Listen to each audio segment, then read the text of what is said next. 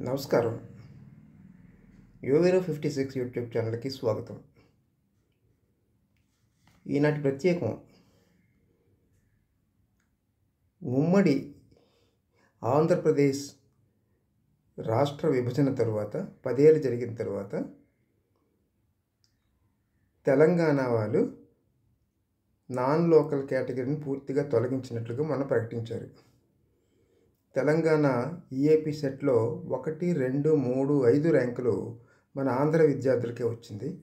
అయినా సరే తెలంగాణలో సీటు దక్కని పరిస్థితి. యాక్చువల్లీ ఈఏపీ సెట్లో 1 నుంచి 10 ర్యాంకులు వచ్చినటువంటి వాళ్ళకి డెఫినెట్గా ఎన్ఐటీ కానీ ఐఐటీలో సీట్లు వస్తాయి వారికి. అయినా సరే మనం అనుకోవటం.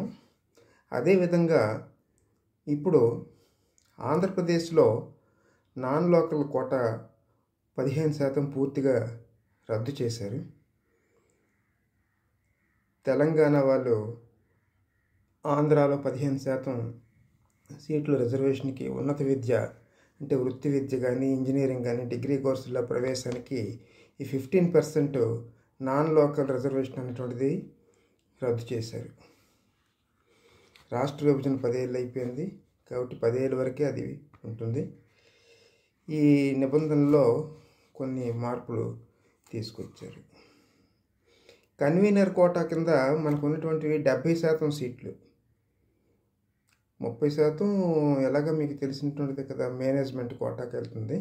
కాబట్టి కన్వీనర్ కోటాలో ఉన్నటువంటి 70% సీట్లో 85% స్థానికులకే కేటాయిస్తారు. ఇప్పుడు ఈ లోకల్ స్టేటస్ అన్నటువంటిది ఏం చేశారంటే ఎప్పుడులాగానే ఆంధ్రప్రదేశ్లో 2 రీజియన్లు ఉంటాయి.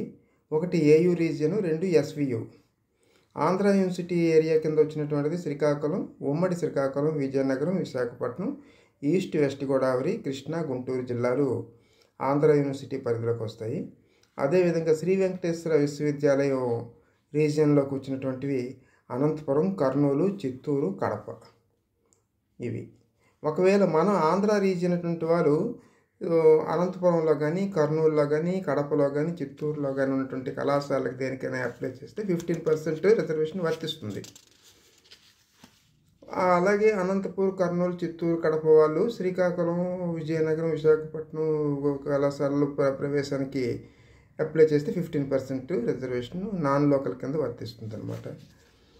ఈ నాన్ లోకల్ స్టేటస్ కూడా ఏం చేశారంటే కొంత ఎలిజిబిలిటీ ఎలా ఇచ్చారంటే ఉద్యోగం, ఉపాధి పరంగా ఉన్నటువంటి తల్లిదండ్రులు ఇతర రాష్ట్రాల్లో 10 ఏళ్ల పాటు ఆంధ్రప్రదేశ్లో కానీ పనిచేస్తే నివసిస్తే వారి పిల్లలకి నాన్ లోకల్ 15% రిజర్వేషన్ వర్తిస్తుంది.